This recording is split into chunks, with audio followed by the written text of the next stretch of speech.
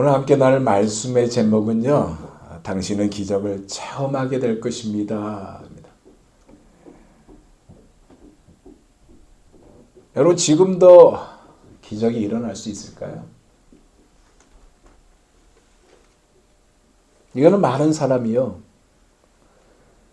궁금하게 생각하는 질문이 이 질문입니다. 아니, 다른 사람이 아닌 내가 기적을 체험할 수 있을까요? 그런데 성경은요, 분명히 말하고 있어요. 하나님은 살아계신다고. 그리고 우리가 기적들을 체험하기를 원한다고 주님을 말씀하고 있어요. 오늘 우리가 읽은 본문은 우리가 잘 아는 본문입니다. 아마 여러분 신앙생활하면 수없이 들었던 말씀이 오늘 이 말씀일 거예요. 그럼에도 불구하고 오늘 본문 속에 나타난 예수 그리스도의 기적을 통해 기쁨을 얻었던 이 사람들을 저는 소개하면서 함께 은혜를 받고자 합니다. 핵심은 뭐냐? 우리도 기적을 체험하기를 원한다는 것이고 이것이 더 큰 일들의 시작이다 이 얘기입니다. 이 얘기에 대해서 무슨 얘기냐 하면요, 이것이 가나안 혼인잔치에서 물이 포도주가 된 사건이 예수님께서 말씀하신 더 큰 일들의 시작이다 이 얘기입니다. 이 말이 무슨 말일까? 오늘 우리가 요한복음 2장 1절에서 12절을 읽었잖아요. 근데 그 앞에 1장에 보면요, 예수님이 나다나엘과 대화하는 장면이 나옵니다. 나다나엘을 한 번도 만난 적이 없는 예수님이에요. 예수님이 나다나엘에게 뭐라고 얘기합니까? 더 큰 일을 내가 볼 것이다. 그렇게 말씀하세요. 그것이 1장 51절에 나온 말씀이거든요. 그리고 이어서 가나 혼인잔치가 등장해요. 말씀이 그렇게 됩니다. 이것이 뭐냐? 나다나엘에게 약속하신 더 큰 일들에 대한 증거다. 그 말씀이에요.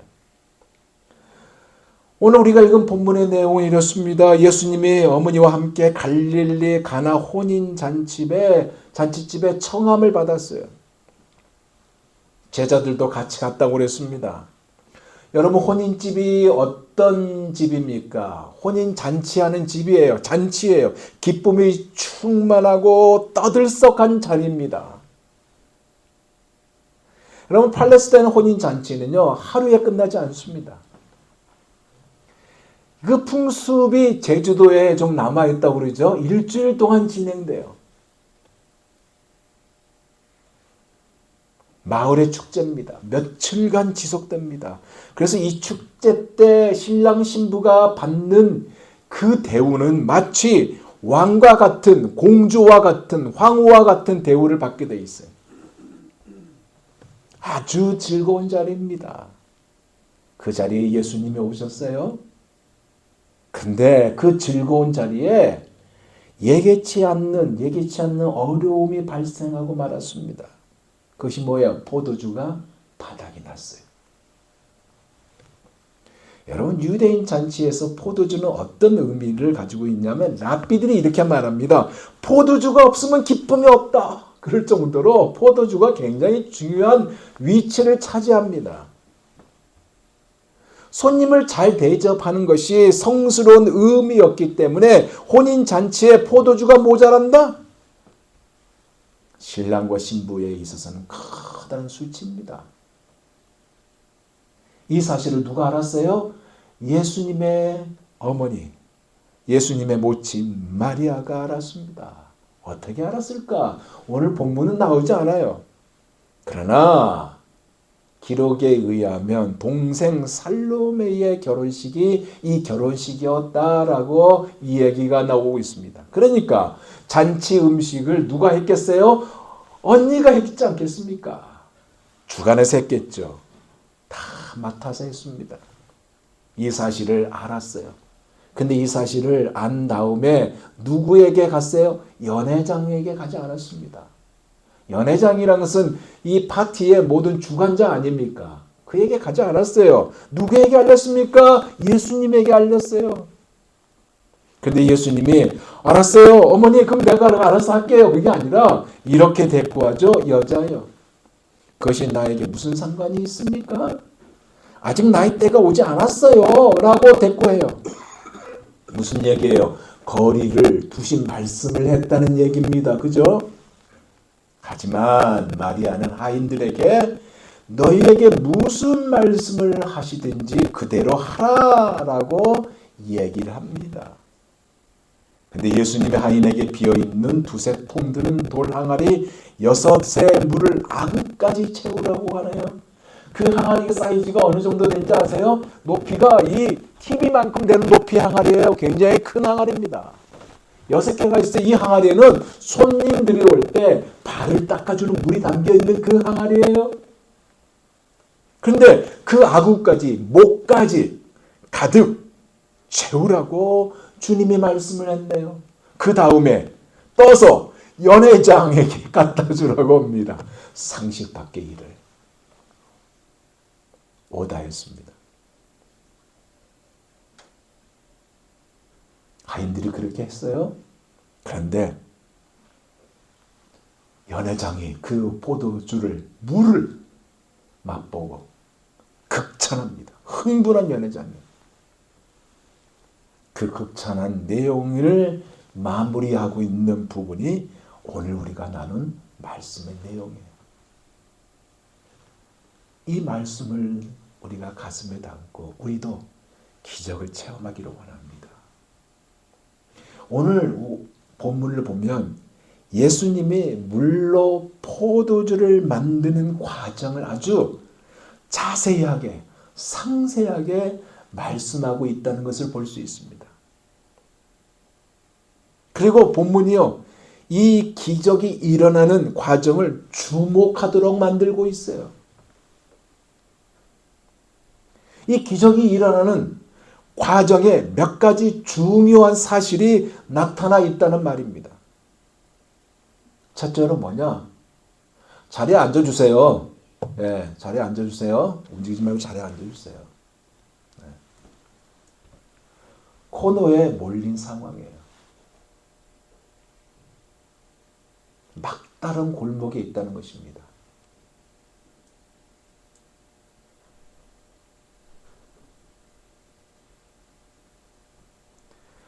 오늘 일어난 기적의 현장이 막다른 골목이라는 거예요.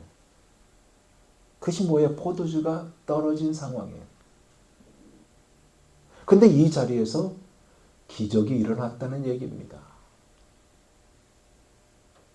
철두철미하게 준비했겠죠. 근데 철두철미하게 준비해온 그 자리가 망하고 실패한 자리가 되어버렸습니다. 기적이 이 자리에서 일어났다는 얘기예요. 아무것도 없을 때 새 길이 보였고 새 문이 열렸고 새 눈이 띄었고 새 생각이 열렸다는 얘기예요. 아까도 말했듯이 잔치집에 막다른 골목이 뭡니까? 코너에 몰린 것이 뭐예요? 포도주가 떨어졌다는 것입니다. 즉 이 지점에서 기적이 일어났다는 거예요. 즉 이 지점이 기적이 일어나는 지점이라는 얘기입니다. 그럼 포도주가 넉넉히 있었다면 기적이 일어나지도 않았죠. 안 그래요? 즉 바닥이 기적을 일으키는 요소다 얘기입니다. 열왕기하 2장을 보면요. 노년의 선지자 엘리야와 그 종 엘리사에 대한 얘기가 나옵니다. 그들의 기적적인 이야기를 보게 돼요. 하나님께서 엘리야에게 너의 지상 사역이 이제 끝났다는 사실을 이미 알려주죠. 그래서 요단강을 건너서 영광스러운 곳으로 데려다 줄 하늘의 병거를 탈 곳으로 가게 합니다. 지상에서 마지막 날을 보낼 것을 아마 이 노종은 생각했겠죠. 곰곰이 생각하다가 그 노년의 선지자는 베델과 여리고성을 방문하기로 마음을 먹어요. 그래서 엘리사에게 같이 가자고 동행을 제안합니다. 나중에 읽어보세요, 여러분. 그리고 두 선지자가 두 성을 돌로 본 다음에 요단 강가에 다다랐어요. 엘리야가 그의 겉옷을, 그 겉옷이 우리처럼 타이트한 옷 아니에요. 넓고 헐렁한 그런 옷입니다. 그것을 벗어가지고 물을 내리칩니다. 어떻게 돼요? 물이 갈라져요. 쫙 갈라집니다. 기적이 일어났습니다. 그래서 마른 땅이에요. 촉촉한 땅이 아닙니다. 마른 땅이 됐습니다. 그 마른 땅 위로 강을 건넜습니다. 반대편에 도착했을 때 엘리야가 그의 종, 사랑하는 종 엘리사에게 이렇게 말하죠. 나를 내게서 취하시기 전에 내가 내게 어떻게 할 것을 구하라. 그렇게 합니다. 그때 엘리사가 뭐라고 합니까? 주저없이 당신의 영감을 갑절이나 내게 있기를 구한다고 그렇게 말합니다. 그때 엘리야가 뭐라고 답합니까? 네가 정말 어려운 것을 나에게 구하고 있구나 그래요.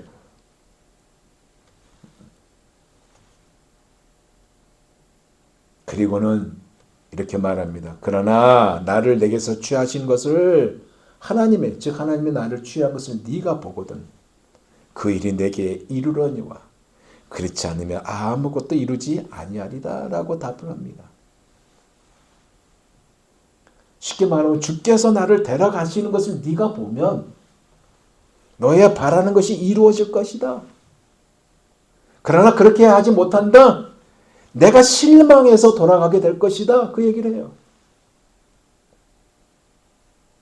이게 일반적인 얘기죠. 우리가 겪고 있는 일반적인 모습이에요. 기적은 일어나는데 그 말은 수없이 들었는데 이 모습과 똑같다는 얘기입니다. 그들이 걸어가고 있을 때요. 갑자기 하늘에서 불수레가 나타나 두 사람을 쫙 갈라놓습니다. 순식간에 엘리야는 이 불수레를 타고 승천했습니다. 그 모든 광경을 누가 봤어요? 엘리사가 봤어요. 목격했어요. 그리고 그가 소리쳤죠. 12절에 뭐라고 그러냐면 내 아버지여 내 아버지여 이스라엘의 병거와 그 마병이여 하더니 다시 보이지 아니한지라. 이에 엘리사가 그 자기 옷을 잡아 둘에 찢고 엘리야는 사라져버렸어요. 그의 겉옷이 땅에 떨어졌잖아요. 그것을 발견한 엘리사가 자신의 옷을 잡아 찢었어요. 그리고 엘리야의 겉옷을 입었습니다. 그리고 요단강으로 돌아와서 스승이 했던 그대로 행합니다. 겉옷을 벗어서 물을 치니까 물이 둘로 쫙 갈라집니다. 그리고 엘리사는 마른 땅 위로 강을 건너가요.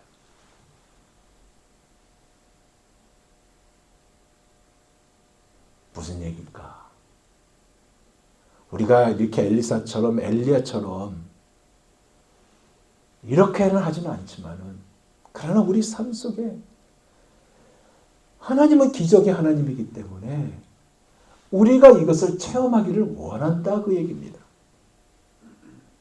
하나님은 우리를 위해서 더 위대한 계획을 가지고 있는데 우리의 삶 속에 기적을 행하기를 원하시고 계신다는 얘기입니다. 우리가 우리 삶 속에 홍해를 대면하잖아요. 그 앞에 놓이는 커다란 바다를 만나고 산을 만나지 않습니까? 우리가 요단강을 대하지만 하나님은 우리를 위해 여러분을 위해 그 강을 가르기를 원한다는 사실이에요. 홍해는 어떤 겁니까? 이스라엘 백성이 앞으로도 갈 수 없고 뒤로도 갈 수 없는 막다른 골목입니다. 그런데 보세요. 그 자리에서 기적이 일어났잖아요.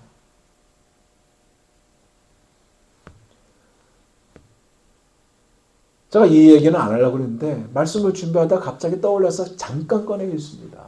제가 영등포 어느 교회에서 전도사 때 성가대 지휘를 했을 때입니다. 성가대원 중 어느 여집사님이 아이를 무척 갖고 싶었어요. 근데 아이를 가질 수 없는 상황이에요. 왜? 병원에서 수술을 잘못해서 나팔관 2개가 다 망가졌거든요. 그러면 의학적으로 봤을 때 아이가 없는 상황, 될 수가 없는 상황입니다. 그 여인의 막다른 골목이 그 자리였어요. 하나님 앞에 작정하고 부르짖었거든요. 저도 같이 작정하고 부르짖었습니다. 근데 어떻게 된지 아세요? 의학적으로 봤을 때 아이를 가질 수 없는 분인데 하나님은 그에게 쌍둥이를 주셨습니다. 막다른 골목에서 하나님께 부르짖었어요. 그 여인은 기적을 체험했습니다. 가장 힘든 그 상황을 보내고 있습니까? 우리가? 여러분이? 실패의 자리에서 낭떠러지로 떨어지는 기분으로 살아가고 있습니까? 이때가 바로 기적을 체험하는 시간이라는 사실을 믿으시기 바랍니다. 혼인잔치집에 포도주가 떨어졌어요. 손님은 자꾸 몰려오는데 포도주가 떨어졌습니다. 그 포도주가 처음에는 흔했습니다. 근데 나중엔 귀한 포도주가 되고 말았습니다. 근데 포도주가 없잖아요. 그 집의 코너가 뭐예요? 포도주가 떨어진 거 아니에요? 근데 이 사실을 마리아는 연회장한테 알린 게 아니고 예수님 앞에 알렸어요. 무슨 얘기입니까? 여기 답이에요. 코너에 닥쳤을 때, 코너에 밀렸을 때, 몰렸을 때 하나님을 믿는 사람, 예수 믿는 사람은 어려움을 당할 때 세상 방법을 택하지 않는다는 겁니다. 하나님께 그 문제를 들고 나온다는 얘기예요. 죽게 기도한다는 것입니다. 오늘 본문 보세요. 마리아가 근심을 가졌겠지만 염려했습니까? 안 했어요. 왜 그럴까요? 예수님이 누군지 아셨기 때문이겠죠. 그러면 여러분 예수님이 누군지 여러분 알잖아요. 예수님은 여러분의 친구란 것도 여러분 알잖아요. 그 염려할 거 없잖아요. 막다른 골목에서 죽게 맡기면 그날이 바로 기적이 일어나는 그날이 된다는 사실입니다. 두 번째는 보세요.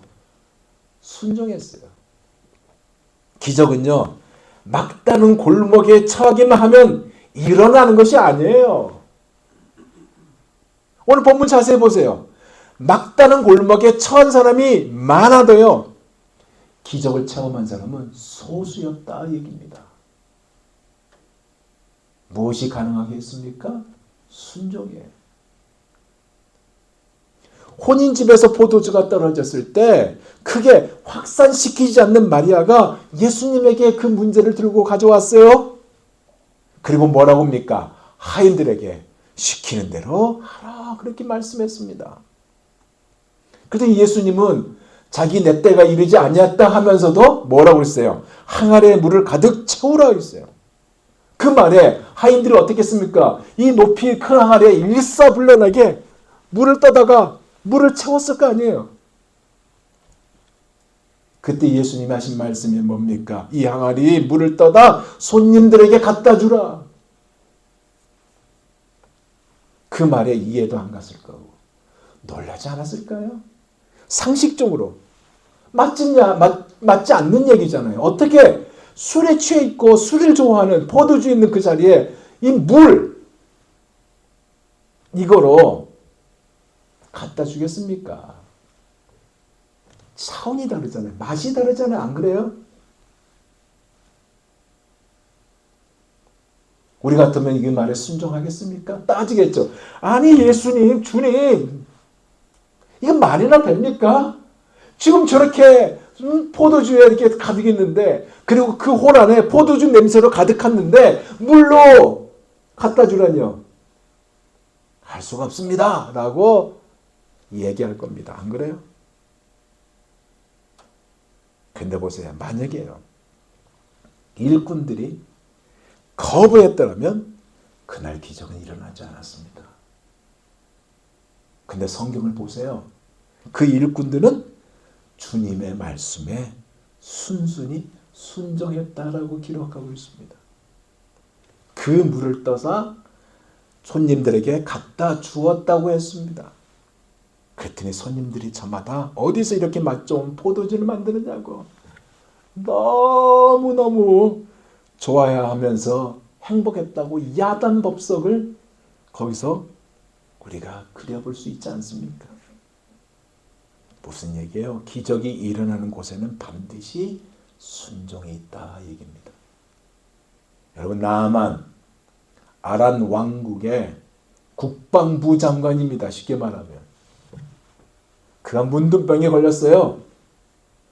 문둥병을 고치려고 엘리사를 찾아갔잖아요. 선물을 가득 싣고 갔습니다. 근데 엘리사가 어서 오세요 환영합니다 했습니까? 아니에요. 문도 열어보지도 않고 요단강에 가서 7번 씻으라고 그랬습니다. 생각해 보세요. 요단강? 깨끗한 물입니까? 아니거든요. 저도 가봤지만 진흙탕 물입니다. 쉽게 말하면. 거기에 7번 가서 씻으래요. 아람 왕국에 더 좋은 강이 있고 더 좋은 물이 있는데 거기서 아니라 왔더니 요단강에서 7번 씻으라고 그럽니다. 불쾌해서 그냥 돌아가라고 그러잖아요. 그때 하인이 뭐라고 말합니까? 이거보다 더 힘든 일도 했는데 까짓거 7번 씻으라고 했지 않습니까? 7번 까짓거 쉬운 일을 왜 못합니까? 한번 해보세요. 라고 권하잖아요. 이 내용이에요. 쉽게 말하면. 그 말에 순종하고 씻었어요. 어떻게 했어요? 깨끗하게 나왔습니다. 무슨 얘기예요? 순순히, 순전히, 순종의 결과였다 얘기입니다. 어느 소경이요? 예수님께 찾아서 눈을 뜨게 해달라고 간청했어요. 그때 예수님이 어떻게 했습니까? 흙에다 침을 뱉어요. 퍽 뱉어가지고 그걸 이깁니다. 그리고 눈에다 착착 폈다. 그러면서 앞을 보지 못한 그에게 뭐랍니까? 실로암 가에서 가서 씻으라고 말씀합니다. 그 말에 불쾌할 수 있잖아요. 예수님이 양치질 했겠어요? 그 입에서 입냄새 많이 난 침 아니겠어요? 그것도 침 팍 해서 진흙을 착 해가지고 탁탁 붙여주는데 침 냄새서도 났을 거 아닙니까? 속으로 이런 생각도 했을 것이에요. 남들은 다 그 자리에서 다 고쳐주는데 왜 앞을 보지 못한 나에게 굳이 실로암까지 가서 씻으라고 하는가? 불평할 수 있잖아요. 안 그래요? 근데 이 소경이 어땠습니까? 가서 씻었잖아요. 순종하니까 눈이 뜨이는 기적이 일어났잖아요. 만약에 그날 소경이 기분 나쁘다고 불평하면서 안 갔다면 기적은요, 안 일어났습니다. 무슨 얘기냐? 기적은 순종한 자에게 나타난다 이 얘기입니다. 순종은요, 기적을 일으키는 요소라는 말씀이에요. 이 혼인집, 잔치집에서 일어난 기적은 순종하는 이 종들 때문에 일어났습니다. 마지막 세 번째는 뭐냐? 기적의 주체자는 예수 그리스도라는 사실입니다. 모든 기적의 열쇠는 예수님이라는 말씀이고요. 모든 기적은 예수님의 주체라는 말씀입니다. 잔치집에요. 예수님이 함께 하셨어요. 만약에 예수님이 그곳에 계시지 않았다면 항아리에 아무리 물을 가득 채워도 소용이 없었습니다. 안 그래요? 아무리 막다른 골목이 있고 순종이 있어도 예수님이 없으면 아무런 기적이 없다는 얘기입니다. 막다른 골목도 순종도 예수님께서 함께 하실 때 일어나는 겁니다. 예수님은 모든 문제의 열쇠입니다. 모든 문제의 해결사이고 모든 기적의 본질이세요. 모든 문제에 주님은 어김없이 나타나시고요. 나타나셔서 문제를 풀어주시고 해결하시고 개입하시고 참여하십니다. 여러분이 막다른 골목입니까? 그 지점이 바로 주체자, 기적의 주체자 예수님을 만나는 지점입니다. 그 자리에 은혜가 임하여요. 기적을 불러오는 자리입니다. 그 자리가 모든 것을 합력하여 선을 이루시는 자리입니다. 사랑하는 여러분, 지금 여러분이 막다른 골목에 계십니까? 그 자리가 예수님을 만나는 자리입니다.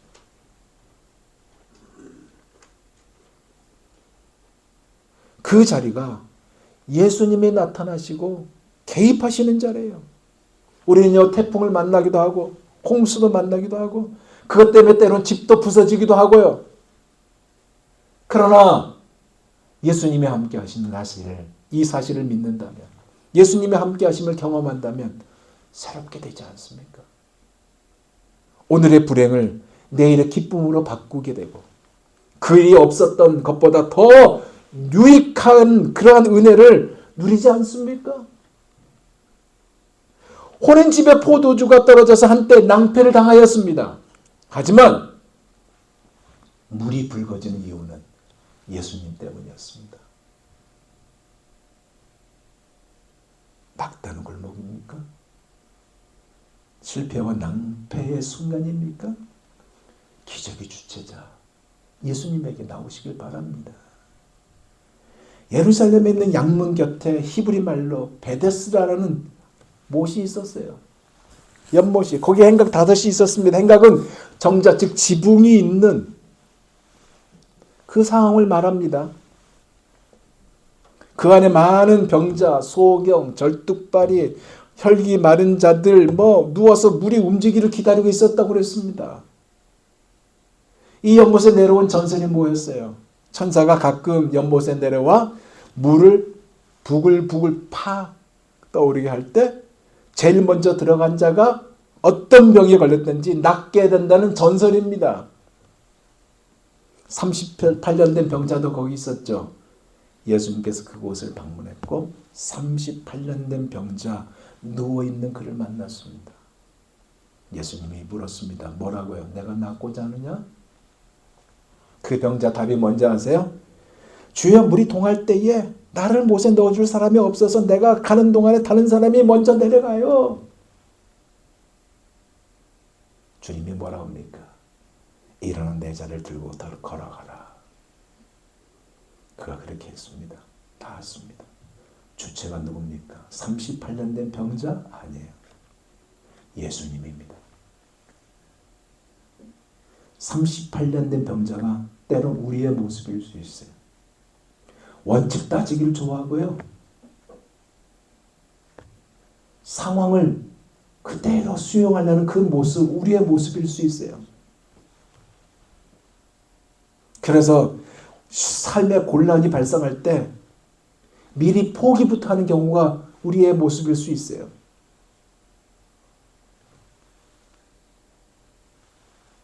그러나 예수님에게 문제를 들고 나왔고 예수님의 말씀에 순종했고 기적의 주체자 예수님이 기적을 일으켰잖아요.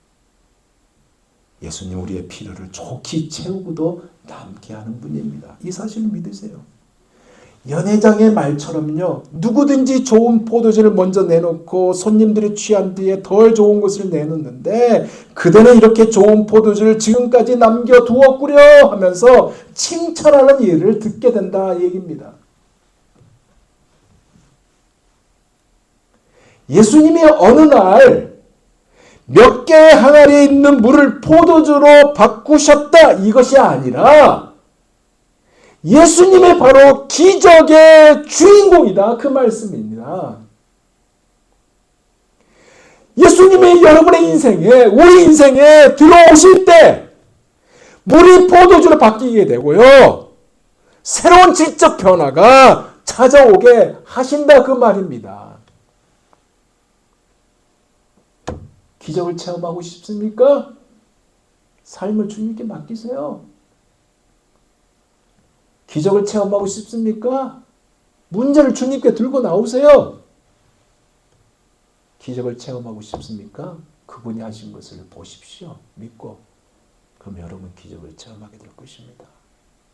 오늘부터 기적을 체험하여 2024년에 여러분이 한 해 송구영신하며 예배드리면서 한 해를 마무리할 때 기적의 찬송들이 가득 넘쳐나기를 예수 그리스도 이름으로 축원드립니다. 기도하겠습니다.